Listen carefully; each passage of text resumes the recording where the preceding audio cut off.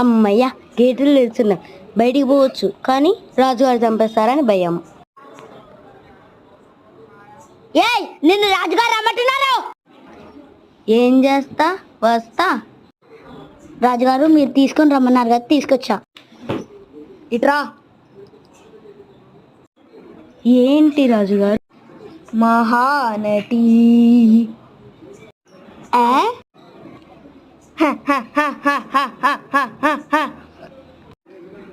అమ్మా,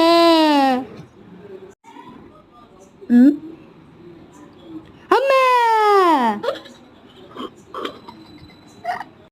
అక్కడే కూర్చో. వర్షిత. ఏమిటి రాజుగారు? తనని జీవితాంతం జైల్లో వేయి, అది కూడా చీకటి గదిలో వేయి. నాకు రెస్ట్ కావాలి రాజుగారు. అయితే నేను పునర్విని పంపిస్తా.